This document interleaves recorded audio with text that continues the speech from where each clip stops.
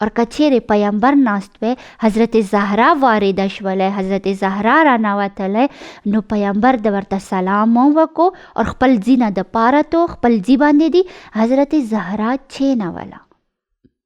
دا یو پیغام و امت د پاره، دا یو پیغام و هر پلار د پاره څه کله تا کور کې لور موجوده دی نو ته خپل لور سره څنګه رفتار کې.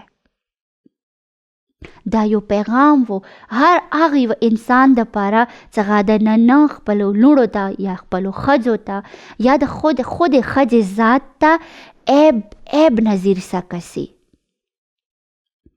نن داسې کسان موجود دي چې هغه د لوڼې د پروردګار عالم رحمت نه ګاڼي.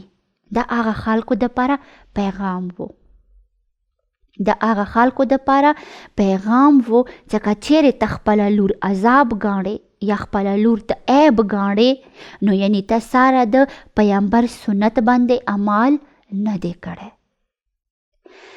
کدی نه علاوه وګورو پیغمبر څه کوم دی غي د حضرت زهرا احترام بے تحاشا کولو. بار بار غي احادیثو کې بیان کړی دی چې حضرت زهرا کلام ما سره شبیه کلام دی.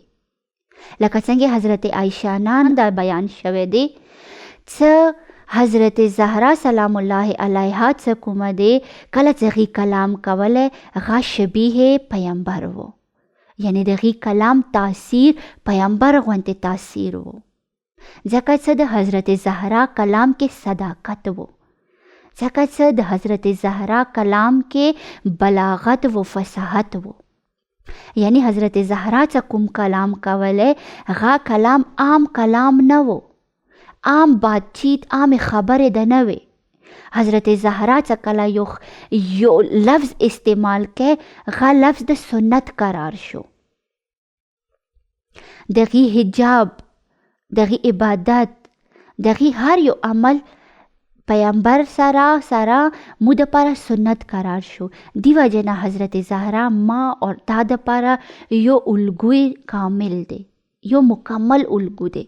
ما پہلا ذکر کړی وو چې کچېرې مو د حضرت زهرا شناخت پیدا وکړو، کچېرې مو حضرت زهرا وپېژندله نو غي د بعد ښځې خو بالکل نشي ګمراه کېدی.